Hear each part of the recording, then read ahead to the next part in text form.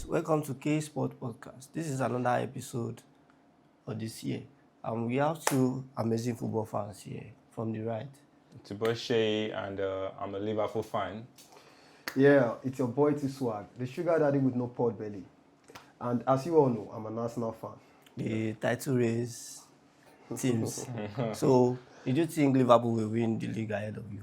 No. Why should Liverpool win ahead of me? That's a big slap on my But face. you don't have a striker to win the league. Yeah, we've been playing without striker for a while now, and I feel my. So you believe we can win the league without a Sure. striker?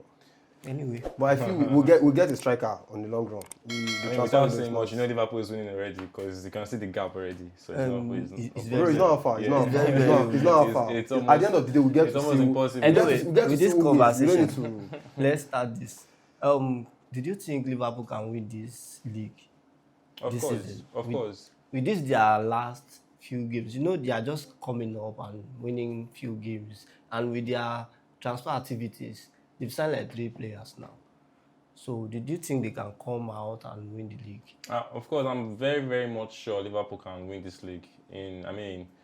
Talking about their standard right now, the way they play football, they have lesser injuries than maybe any other team in the Premier League, and the force of which they come out to play football, I feel, they can actually win the league. But Liverpool will give them a chance to win. Of course. Anything can happen. Talking about Liverpool, right? Or we're talking about Man City. But if you're talking about Liverpool, I feel Liverpool can win. But talking about Man City, I feel Man City still have a chance to win the league. Yeah, that's my point. Yeah, talking about Man City winning the league, it will be a big slap and a big shame on every other club in the Premier League. Arsenal, Liverpool, and that's just the 2 title content I say for now, though. It will be a big slap on our face, especially for Arsenal, because Arsenal has been in the race for the past 3 seasons. They have been behind Man City, behind chasing the and league now, for the and past now 3 the seasons. Man City has a floppy season. They are just trying to. So get which they have to take the advantage to win the league. And yet that's another. And yet there's now another obstacle, which is Liverpool. which I feel. Let me be optimistic because I'm an Arsenal fan. I feel Arsenal should be able to cross the order of Liverpool. But talking about Man City, the best thing, Man City are a team we can never write off. Very certain. They can do and undo. We know who they are. But what I feel about Man City at the moment is the worst they can do is just coming behind Liverpool and Arsenal, or Arsenal and Liverpool. But winning the league, I don't think that should be visible this season. So you don't believe they can win? I don't believe in that. So you believe they can win? Yeah, I believe we can't just take them off. They can still do it, of course. They can. Anyway, to you, this your Arteta, your coach. There have been things going on around. I'm saying maybe it should be sacked based on the floppy results we have been having in the past few games, or should he be retained after the season without winning the league, without a major trophy? Because I think he won 2 Carling Cup, 2 FA Cup, and 2 FA Cup and 2 Community Shield. So winning, and there is no major trophy for the past 5 years. Okay. So to you, did you think you guys have made progress? As you used to say, trust the process. You make a lot of process without a major trophy for the past 5 seasons. Okay.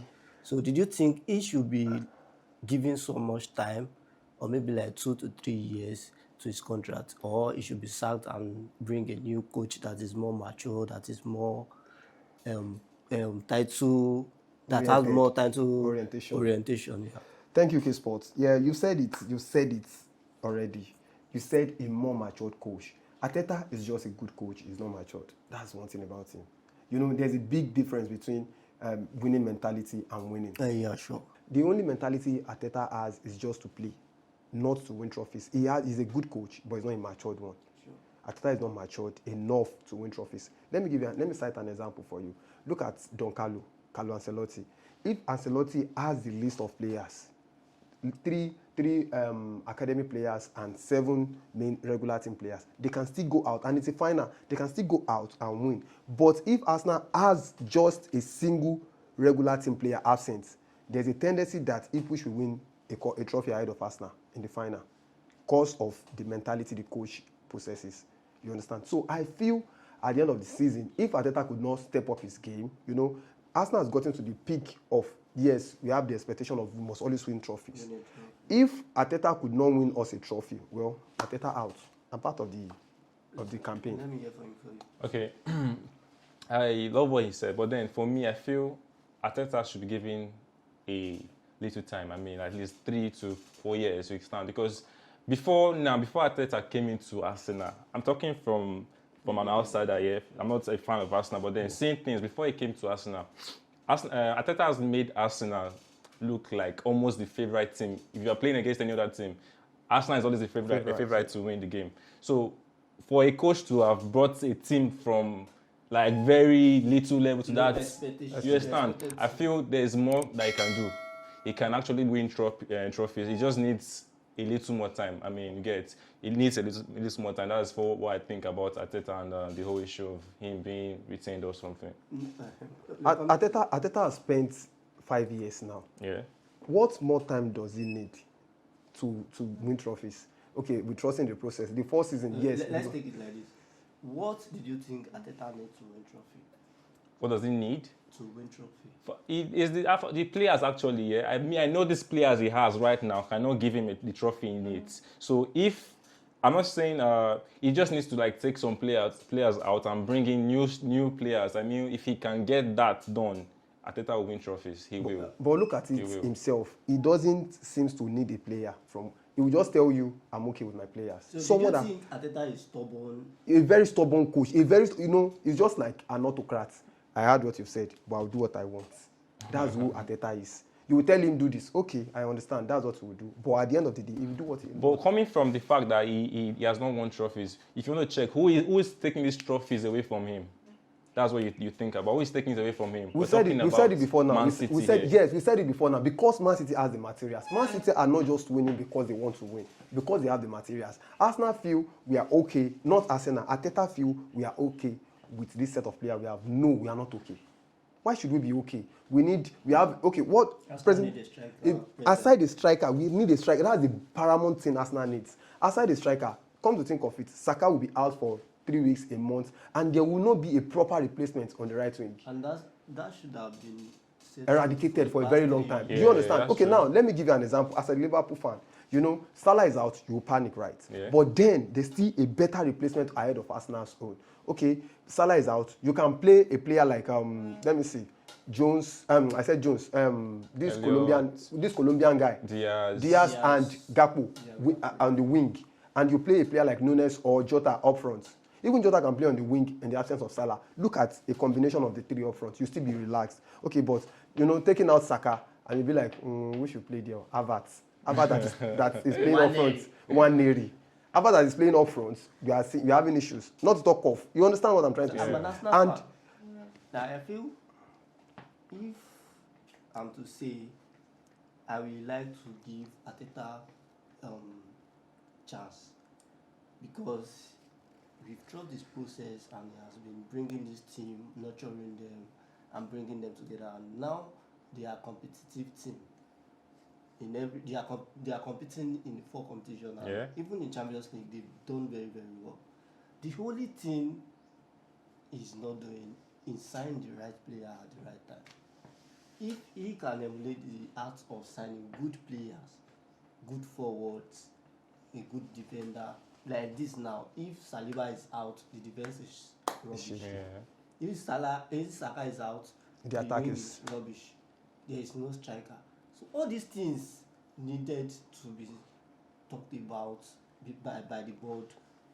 Bring money out, sign good players to win the game. Guess what? You know what? But that's the only problem, yeah? That's the only problem. Yes. Arsenal is a compact team. Arsenal has a compatibility. They gel. Arsenal knows how to play their game well. But that's when they have the regular first 11. Come to think of it, we can never have the regular first 11 for the whole of the season. It's not possible. Now, who are the replacements? Not about the management now. Now, I see it day in, day out that the management talks about getting another player. Arteta believe in we getting a player in the summer, not this winter transfer. Okay, get us a player, get us a striker. He will tell you, no, we are good. I love my team. I love Arsenal team. We'll come up. We'll do this. No, it's like we are going back to the era of Wenger, and we've gone past that. You brought us from that low crash, like you said. Our expectation now is high. Now, don't keep us at the brim. Just don't keep us there. Let's move ahead of that. That's what Arsenal needs at the moment. I just think they just need to talk this summer because to me this season is done already. Man City coming to the race with Arsenal and Liverpool, it will make it very, very difficult for Arsenal to win. Yeah, that's Very, very sad. very, very, very difficult. Two big they are dogs having now. like Yeah. 20% chance of winning. Or winning now. Because Liverpool has better chance already with 8 points. I think 6 points now. And a game at A hand, game at yeah. hand. And it's very sure Liverpool will win the game. So for the sake of next season, they just have to have a better structure of signing good players for next season. And not just signing for winning the league. That's why I like Man City. You know, they are playing rubbish from the beginning of the season. Once you enter transfer window like this, you don't go sign 3 to 4 players sharp. You know what you want to do, and they are giving him result already. So that's what they need concerning us now. So let's move to this Essien and Thomas Partey going on. Micheal Essien said in his prime and Thomas Partey's prime, he will pick Thomas Partey. I don't know, maybe it's a consolation or he's speaking facts, but that's why I brought it up. Like, what did you think about it? Did you think Thomas Partey in his prime is better than Micheal Essien in his prime? Well, for me, I think I would go for the Thomas Partey also. Yeah, Why? because I watched Thomas Partey when he was when he was in Atletico Madrid. Yeah, in ATM. Partey was.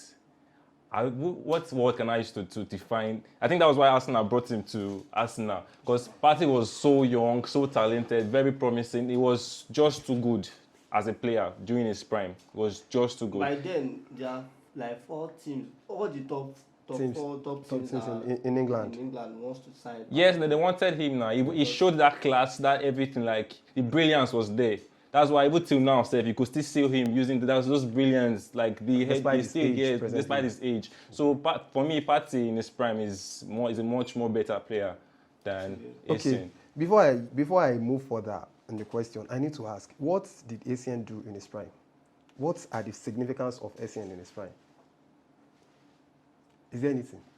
I can't even Nothing per se. I think he won Champions League. No. That's a collective effort. like individual, like Did he personal. win I the don't African best? think Did he win the African at best? all, at No. all. He didn't win the Nations Cup with his country. No. At Did he win all. Ghana best player? I think once or twice. Partey has won Ghanaian best player. I think 3, and he's still contending for the 4th one at the moment. He won it back to back. That's that. Aside that, there's something about Thomas Partey. Like you said, when Partey was at ATM, you know how rugged Atletico Madrid was. Partey is not a very rugged player. If you watch his kind of play, he's a very He like to control. yes, he's a controller. He's a team controller. He controlled a black player. Can you imagine a black player controlling the team of I like Atletico him Madrid? play in the midfield. Just to call ahead of Rice. Yes, that's the thing. Yes, Yes, now. I prefer. Partey is ready to you put can the see team on his even shoulder. from the Arsenal team at the moment, Rice had to be pushed forward. Partey standing alone to control the midfield, playing the ball up front to Odegaard or Rice. You understand? So he's a ball controller. Unlike Micheal Essien, I watched Micheal Essien. Micheal Essien is just a utility player, a box-to-box player. Yes, that a box-to-box he has the strength. Yeah, Micheal he has Essien the strength, yeah, he has the energy, so, yeah. All you just tell him, it's just like, sorry using this language, it's like a mad dog. Just tell a mad dog, go or catch. Just tell Essien to do anything on the pitch. He does it, yeah, exactly. If you want him to keep, he will keep. Play right back, he plays it. He's Play an central all-round midfield, player. that's just it. So there's nothing so, he's a special player, he's a good player, don't get it wrong. But there's nothing so special about him playing as a midfielder, unlike Thomas Partey. Let's put it on stats, if we can do that. Check their passes, pass completed, pass accuracy, number of assists. I can say maybe number of goals. No, Yeah, he Essien scored. we have no. Yes, Yeah, yes, of that's course what now, yeah. yes, that's what I'm saying. When it Essien comes might to score. I other don't know, things- but aside goal scoring, which is just an added attribute. You understand? It's just like an added attribute. The major thing they should do as a midfielder. Yes, and Thomas Partey has everything. He has So everything, the Micheal Essien smartness saying of it play. himself that the prime of, in fact, I feel Thomas Partey is not even out of his prime. Despite all. his age, he's still in his prime. Of course. Just cooling down because Yes, of injury and his age. exactly. He's aging already. I think he's 30 now, so right. Yeah. So you know, as an African, saying 30, we understand 30 is 30. Yeah. So you agree? Yes, Thomas Partey in his prime is Yeah, better. Of course, Yes. yeah, of course, his prime is the best. Anyway, let's know in comment section. Thomas Partey in his prime and Micheal Essien in his prime. Which one did you think is the best? Let's go to the last one. These three players, who has the best first touch? Dimitri Berbatov and Riyad Mahrez, Zinedine Zidane. Who do you think he has the best first touch? Dimitri Berbatov, Zinedine Zidane, Riyad Mahrez. Those are three. Those three. They're like, I don't know, They are very tough it's like players. it's like putting the three best players in the Let's world look on at it. on the podium of Ballon d'Or now. Rate them 1 to 3. 1 to 3. Well, I can't. Okay, rating. I think let's just forget about Dimitri Berbatov. He owns it. He owns the ball control. He knows the first touch. You know, hits a shot at Berbatov. He will bring it down. He will pull it off for you. That is it. So I don't want to know. Berbatov on this is winning. He won it already. Berbatov have the. But Zidane and Riyad Mahrez, you know, there's something special about Mahrez. Zidane too has this kind of first touch. You know, Zidane first touch could be passed again. He won't let it stop. He will pass it at once, and the pass might be a final pass. Have go already. Same thing as Mahrez. Mahrez will control dribbles players. You know, the ball is coming Yes, up, with his and it's coming first up. touch, His yes. first touch can dribble a player, and so I can't really say. But then, you know, let's make it a legendary stuff. I'm giving Zidane the second. Cause he's a legend. I can't say per se. So, Yeah, but give it the- Zidane second, and let Mahrez have the third. Yeah, for me, like we say, Berbatov is number one for me. Yeah, he's number one. I don't think there's anybody that can take Well, that. people used to that say Mahrez has first touchdown. for me, no. I don't. If you actually watch them play, Berbatov you very know well, that you understand. Oga is Oga. Berbatov. You cannot take it from him. Berbatov is He a beast. controls shots. Shots. So you can't take it out. You can't take that part for him. But for the remaining comparison is between Zidane and Mahrez. And for me, I think Mahrez. I think I will take Mahrez for number 2. Because Mahrez, his first touch is very dangerous. I can't say, like It's I very said, dangerous. it's just on the legendary Yeah. stuff. I can't It's really very, say. very. But just because Zidane is a legend, so the Mahrez will be a legend as well. But Yeah. presently, Zidane is still the legend we know. So To me, I'm I giving it think to I'll Zidane take as a legend. Mahrez. Dimitri Berbatov first, Mahrez second, because Yeah. Mahrez first touch is amazing. He's amazing, very, very much I'm amazing. trying to remember some Yeah. games Mahrez controls. You know the way he controls. Mahrez's first touch can cause a goal. Yeah, that's what I'm saying. So he's, You know, his control he's can always dribble the last top. defender. Yeah. His control will dribble the last defender and he face the keeper. Same as Zidane. Zidane Anyway, can. this is where we are ending the show today. Please kindly subscribe to our YouTube channel and stay tuned for our next episode. Thank you, Mr. Toby, for joining us today, and thank you, Mr. Sherry, for joining us today. Anyway, we will be ending this show here today, and see you next time. Thank you.